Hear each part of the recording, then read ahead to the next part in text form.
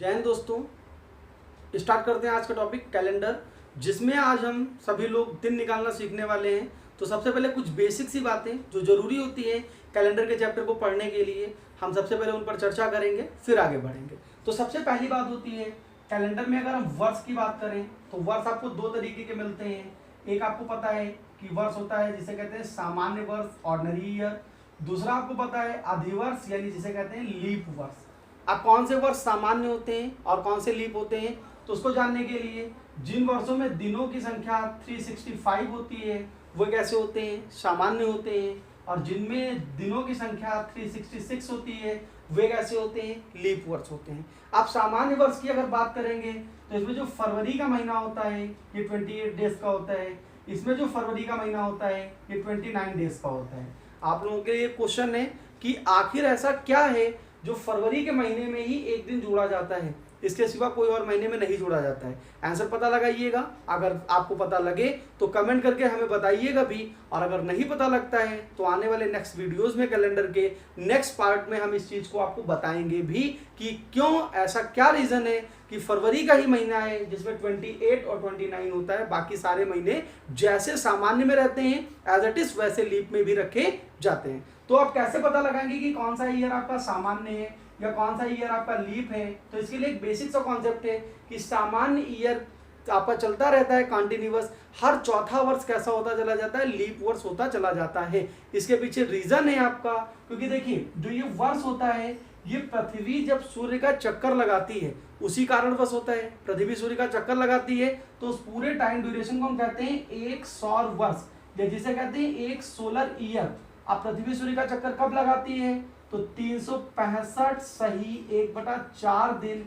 या पढ़ के आए हैं भूगोल वगैरह में, आप पढ़ते रहते हैं कि पृथ्वी सूर्य का पूरा एक चक्कर 365 सही 1/4 दिन में पूरा कर लेती है। लेकिन अगर इसके एग्जैक्ट फिगर की बात करेंगे तो 365 दिन 5 घंटे 48 मिनट और 47.5 सेकंड के नियर अबाउट आपका ये जो पृथ्वी है ये सूर्य का पूरा एक चक्कर करती है।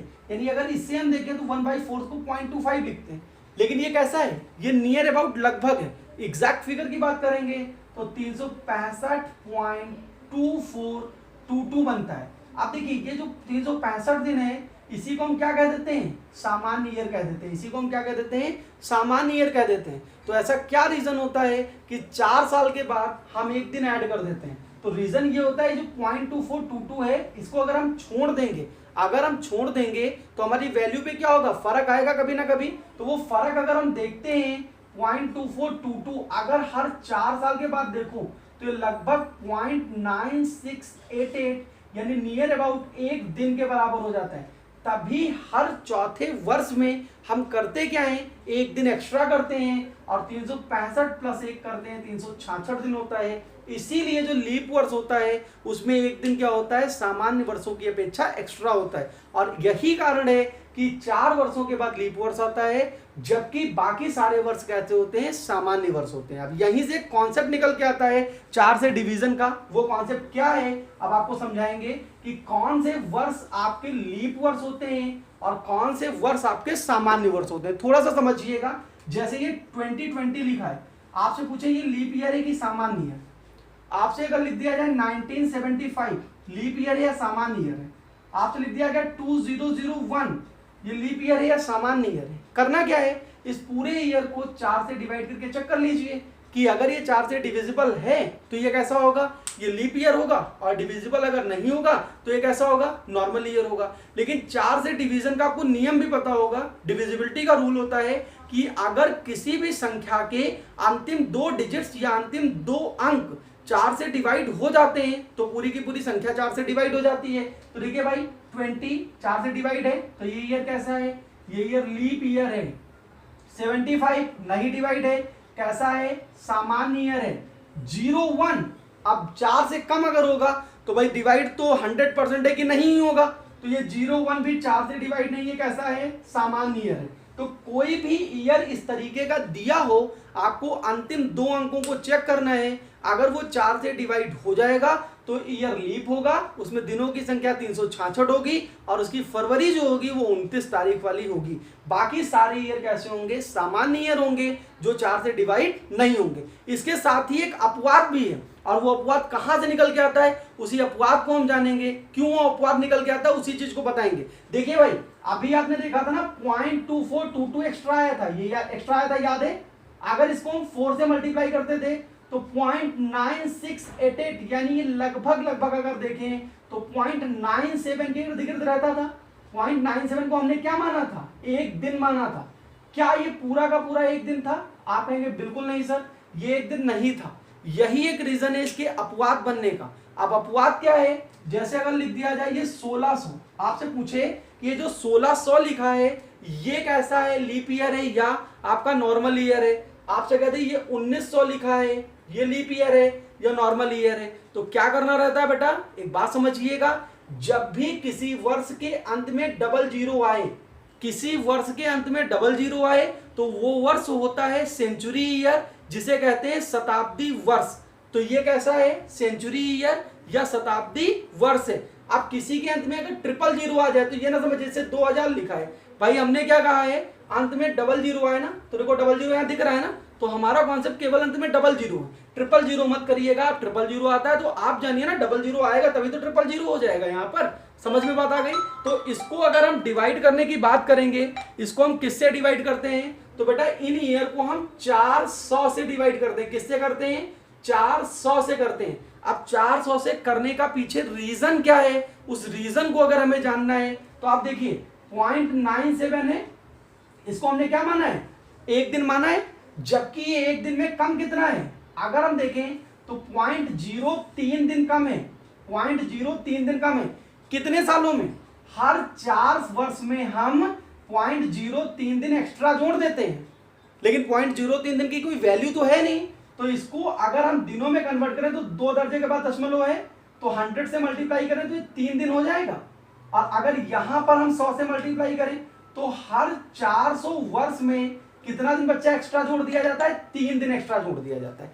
इसी 3 दिन को संभालने के लिए जो आपका 100वां वर्ष है, जो आपका 200वां वर्ष है, जो आपका 300वां वर्ष है, इन सब में एज कंपेयर जो 4 से डिवाइड है तो 366 दिन होने चाहिए थे, लेकिन चूंकि 3 दिन एक्स्ट्रा होता है इसीलिए 366 ना रह के सब में से एक एक कम करके कितना हो जाता है, 365 दिन हो जाते हैं। यही एक रीजन है कि 100, 200, 300 ऐसी सेंचुरीज हैं जो कि दिखती आपको लीप हैं लेकिन लीप नहीं होती हैं। उसके पीछे का रीजन ये वाला होता है, जिसकी वजह से जो 400वां वर्ष है केवल यही आपका क्या होता है, इस ग्रुप में लीप वर्ष होता है। इसीलिए जब कभी भी सेंचुरीज की बात आती है तो हम वहां पर 4 से ना डिवाइड करके किससे डिवाइड करते हैं, 400 से। देखिए 400 से पूरी सेंचुरी डिवाइड हो गई तो ये कैसी हो जाएगी आपकी, ये लीप सेंचुरी हो जाएगी। ये 400 से डिवाइड नहीं हुई, ये सामान्य हो जाएगी। ये आपकी 400 से हो गई, ये कैसी हो जाएगी, लीप हो जाएगी। तो आई थिंक आपको सामान्य और लीप का कॉन्सेप्ट समझ में आ गया होगा। कोई भी ईयर नॉर्मल है विदाउट सेंचुरी, आप डिवाइड करिए 4 से, डिवाइड हो जाए कैसा होगा, लीप ईयर, ना हो कैसा होगा, सामान्य ईयर। अगर कोई भी ईयर ऐसा है जो सेंचुरी ईयर है तो उसे डिवाइड आपको किससे करना होगा, 400 से डिवाइड हो जाए कैसा है, लीप ईयर, ना हो कैसा, सामान्य ईयर। एक क्वेश्चन यहीं पर हम आपको कराने जा रहे हैं। थोड़ा सा ये जो क्वेश्चन मैं आपको बता रहा हूं बिल्कुल बेसिक अभी लेके चल रहा हूं, यहां से क्वेश्चन अगर उठते हैं तो आप परेशान हो सकते हैं। देखिए बिल्कुल नॉर्मल सा क्वेश्चन है, 2 लगातार, हमने क्वेश्चन लिखा 2 लगातार कंटिन्यूअस लीप वर्षों, 2 लगातार लीप वर्षों के मध्य पहला क्वेश्चन है अधिकतम यानी मैक्सिमम डिफरेंस, मैक्सिमम अंतर कितना हो सकता है, और आपका दूसरा क्वेश्चन है न्यूनतम अंतर यानी मिनिमम अंतर कितना हो सकता है।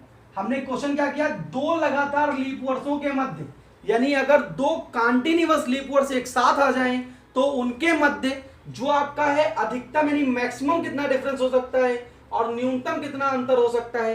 तो इस बात की हम चर्चा करेंगे जैसे आप देखिए 2020 आपका लीप ईयर है, 2020 लीप ईयर है, अगला लीप ईयर कब पड़ेगा तो 2024 पड़ेगा, अगला लीप ईयर कब पड़ेगा तो 2028 पड़ेगा। तो देखो 24 से 20 मिनिमम 4 वर्ष का अंतर रख रहा है कि नहीं रख रहा है, मिनिमम 4 वर्ष का अंतर रख रहा है कि नहीं रख रहा है। तो आपको तो ये पढ़ाया गया है ना कि हर 4 वर्ष के बाद क्या आता है, लीप वर्ष आ जाता है। और आप इसी चीज को पढ़ पढ़ के रट रट के जाते हैं तो आप बता देते हैं कि सर लीप वर्ष जो है वो हर 4 वर्ष के बाद आता है। लेकिन एक सिचुएशन ऐसी भी होती है जहां पर लीप वर्ष 4 वर्ष के बाद नहीं आता है। वो सिचुएशन कैसी है, उस सिचुएशन की भी हम बात कर लेते हैं। भाई देखो 1896 लिखा है, तो देखो 96, 24 चौके 96 कट रहा है, तो ये कैसा है, आप कहेंगे सर ये लीप वर्ष है भाई लीप वर्ष। अगर हम बात करें 1900, तो आपके कथनानुसार जो यहां पर 00 था ये सेंचुरी हो गया, और सेंचुरी को किससे डिवाइड मारते हैं तो आप बहुत अच्छे से जानते हैं 400 से डिवाइड मारते हैं। तो ये कैसा है, सामान्य ईयर है।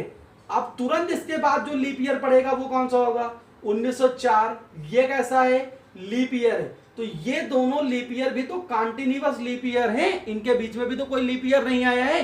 कॉन्टिन्यूअस का मतलब तो यही होता है लगातार। तो देखिए इस लीप वर्ष के पढ़ने के तुरंत बाद ये लीप वर्ष पढ़ा, अब इनके बीच अगर गैप देखें तो ये कितना आ गया है, 8 वर्ष। कोई ये बात आपको नहीं बताता है कि लीप वर्ष 4 वर्ष के बाद पड़ता है, सारी बातें यही रहती हैं। लेकिन एक ऐसी सिचुएशन भी आती है जब लीप वर्ष 8 सालों के बाद भी पड़ता है। अगर बीच में सेंचुरी आएगी तो लीप वर्ष कितने ईयर के बाद पड़ रहा है, 8 सालों के बाद। लेकिन सेंचुरी कैसी, सामान्य ईयर वाली। अगर लीप ईयर वाली सेंचुरी आएगी तो हर 4 साल के बाद लीप ईयर पड़ता रहेगा। तो आपको ये बात ध्यान रखनी है, 2 लगातार लीप वर्षों के मध्य मैक्सिमम जो डिफरेंस हो सकता है वो 8 वर्ष का हो सकता है, और मिनिमम जो डिफरेंस हो सकता है वो भैया 4 वर्ष का हो सकता है। बहुत अच्छे से लीप ईयर और सामान्य ईयर का कॉन्सेप्ट है, समझ लीजिएगा, आपको बहुत अच्छे से समझ में आ जाएंगी चीजें।